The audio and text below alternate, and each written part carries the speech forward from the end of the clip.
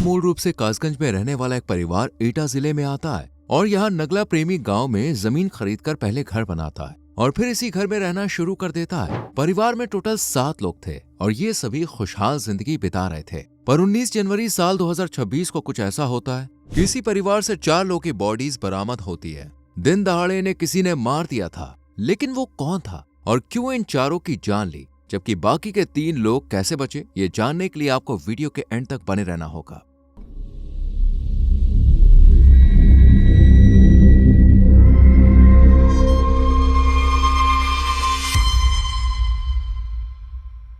इस कहानी की शुरुआत होती है उत्तर प्रदेश के एटा जिले से, जहां कोतवाली क्षेत्र में शिकोहाबाद रोड पर नगला प्रेमी नाम का एक गांव मौजूद है और इसी गांव में कमल सिंह अपने पूरे परिवार के साथ रहा करते थे और वही इकलौता बेटा कमाने वाला था। जबकि परिवार में पिता गंगा सिंह शाक्य, मां श्यामा देवी, पत्नी रत्ना देवी और 2 बेटियां लक्ष्मी और ज्योति, साथ ही एक बेटा देवांश था। इन सभी लोगों की जिम्मेदारी अकेले कमल सिंह के कंधों पर ही थी, जो परिवार का खर्चा अपने मेडिकल स्टोर पर काम करके उठा रहा था। साथ ही अपने बीमार पिता का भी इलाज करा रहा था, जो 2 साल से कैंसर से जूझ रहे थे। पर कमल सिंह ने कभी भी अपनी जिम्मेदारियों से मुंह नहीं मोड़ा। वो घर का खर्चा उठाने के साथ साथ अपने पिता, पत्नी और बच्चों के फर्ज को भी पूरा कर रहा था। उसने अपने बच्चों को पढ़ाने में कभी कोई कसर नहीं छोड़ी। उसकी छोटी बेटी लक्ष्मी, जो 17 साल की थी, वो स्कूल से आने के बाद अक्सर पिता के मेडिकल स्टोर पर बैठ जाया करती थी ताकि उनकी थोड़ी हेल्प कर सके। वहीं ज्योति, जिसकी उम्र 22 साल थी, उसने अपनी ग्रेजुएशन कंप्लीट कर ली थी और हाल ही में उसे नोएडा में एक जॉब मिल गई थी। जबकि 10 साल का देवांश कलावती सरस्वती शिशु मंदिर स्कूल में पढ़ने के लिए जाता था, जो कमल सिंह के घर से थोड़ी दूरी पर था। इसलिए देवांश को स्कूल से घर लाने के लिए परिवार का कोई न कोई मेंबर जरूर जाता था। सब कुछ बिल्कुल ठीक ठाक चल रहा था। इसी दौरान तारीख आती है 19 जनवरी साल 2026। हर रोज की तरह देवांश आज भी स्कूल जाता है और छुट्टी होने के बाद स्कूल के गेट पर खड़ा होकर इंतजार करने लगता है। लेकिन जब काफी वक्त बीतने के बाद भी उसे कोई लेने के लिए नहीं आता, तो वो गुस्से में तमतमाते हुए खुद ही घर के लिए चल देता है और थोड़ी देर बाद वो घर पहुंच जाता है। गेट खोलने के साथ ही देवांश चारपाई पर लेटे अपने दादा को नमस्ते करता है, लेकिन उनकी तरफ से कोई जवाब नहीं आता। पर वो उन पर ध्यान दिए बिना ही दूसरे कमरे में पहुंच जाता है कि तभी उसे एहसास होता है कि ऊपर वाले कमरे में पंखा चल रहा है, जो देवांश अभी कुछ देर पहले तक गुस्से में तिलमिला रहा था। ये जानने के बाद उसे हंसी आ जाती है और वो मुस्कुराते हुए अपनी माँ, दादी और बहन को आवाज लगाता है और उनसे कहता है कि भाई, इतनी सर्दी में पंखा कौन चला रहा है? कौन है वो जिसे इतनी गर्मी लग रही है? ऐसे ही सवाल पूछते पूछते वो ऊपर वाले कमरे में पहुंच जाता है। सबसे पहले उस पंखे को बंद करता है, तब अचानक उसकी नजर फर्श पर पड़ती है, जहां उसकी बहन ज्योति खून से लथपथ हालत में पड़ी हुई थी और चारों तरफ रक्त फैला हुआ था। इसके बाद देवांश अपनी 65 साल की दादी को देखता है, जिनकी हालत भी काफी ज्यादा नाजुक थी। उनके सर से भी लगातार रक्त बह रहा था और दादी के बराबर में ही बेड पर देवांश की मां रत्ना देवी भी पड़ी हुई थी, जिन्हें देखकर साफ पता चल रहा था कि अब उनकी सांसें थम चुकी हैं। तीनों को इस हालत में देखने के बाद देवांश बहुत ज्यादा घबरा जाता है। उसे समझ में नहीं आ रहा था कि ये सब कैसे हुआ और किसने किया। वो बुरी तरह से कांप रहा था और फिर वो भागते हुए अपने दादा के पास जाता है, जो नीचे आंगन में लेटे हुए थे। देवांश उनके पास जाकर उनसे कहता है कि बाबा, जल्दी से ऊपर चलो, देखो मम्मी, दादी और दीदी को कुछ हो गया है। वो बार बार अपने दादा को आवाज लगाता है, लेकिन उनकी तरफ से भी कोई जवाब नहीं आता है। ये देखकर देवांश और ज्यादा डर जाता है और जब अपने दादा के चेहरे को पलट कर देखता है तो उसकी चीख निकल जाती है। वो दौड़ते हुए सामने बने घर में पहुंच जाता है,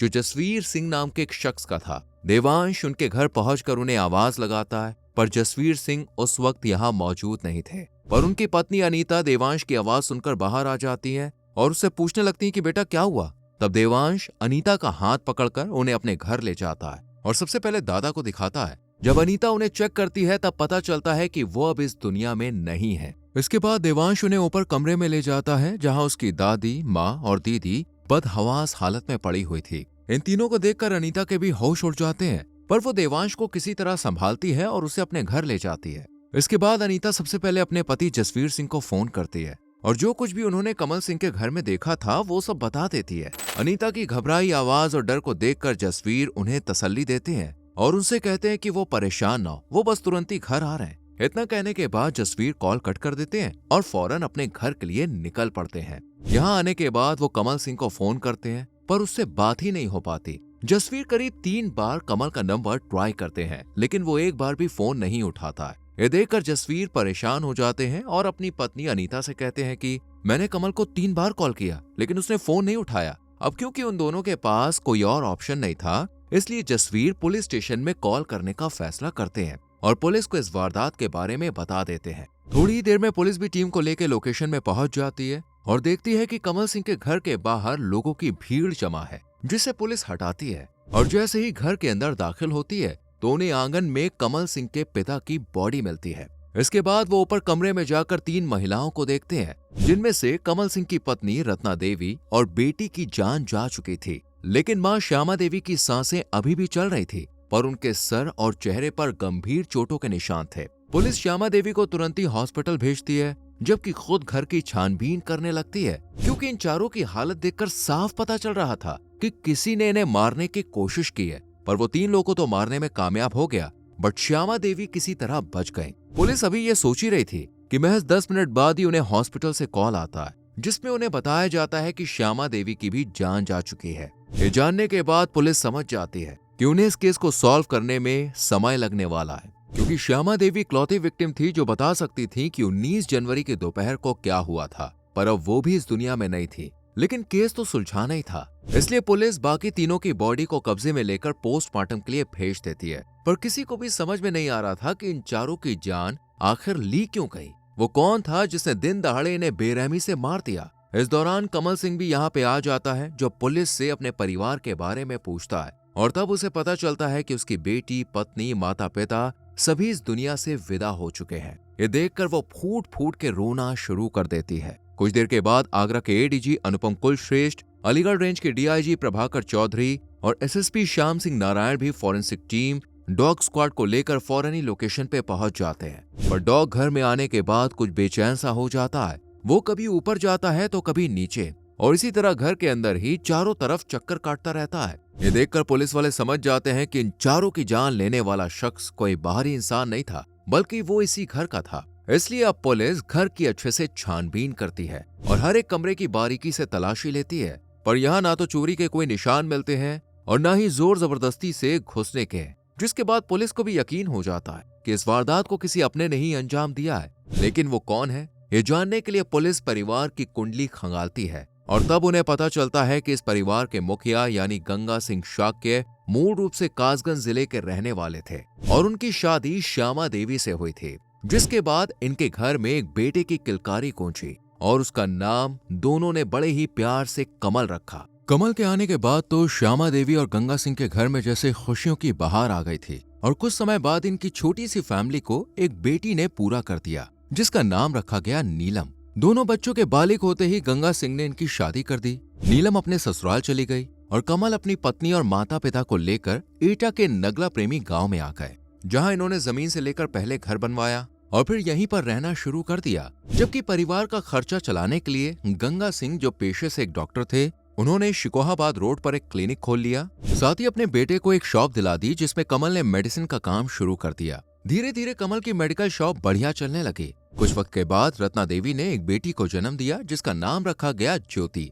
उसके बाद दूसरी बेटी लक्ष्मी को और फिर एक बेटे को, लेकिन वो बेटा जल्द ही ऊपर वाले को प्यारा हो गया, जिस वजह से परिवार में गम के बादल छा गए। तब कमल ने एक दिन अपनी बहन नीलम से कहा कि अगर उसे कोई ऐतराज ना हो तो वो उसके बेटे को गोद लेना चाहता है। हालांकि अपना बच्चा किसी और को देना देखिए बहुत मुश्किल होता है, पर जब नीलम से उसकी माँ और भाभी भी यही बात कहती हैं, तो वो उनकी खुशी के लिए अपना बेटा उन्हें दे देती है, जिसका नाम रखा जाता है देवांश। देवांश के आने से परिवार में फिर से खुशियां लौट आती हैं और सभी हंसी खुशी रहने लगते हैं। लेकिन करीब 4 साल पहले गंगा सिंह को कैंसर की बीमारी जकड़ लेती है, जो वक्त के साथ उनके शरीर को इतना कमजोर कर देती है कि गंगा सिंह ठीक से उठ भी नहीं पाते हैं। इसलिए वो 2 साल से बिस्तर पर ही थे। पुलिस को अब कमल की फैमिली के बारे में सब कुछ पता चल चुका था, लेकिन सवाल अब भी वही था कि ज्योति, श्यामा देवी, गंगा सिंह और रत्ना देवी को आखिर मारा किसने और क्यों। इसी सवाल का जवाब ढूंढने के लिए पुलिस आसपास के लोगों से पूछताछ करना शुरू कर देती है, पर कोई भी ऐसा सुराग नहीं मिलता जिससे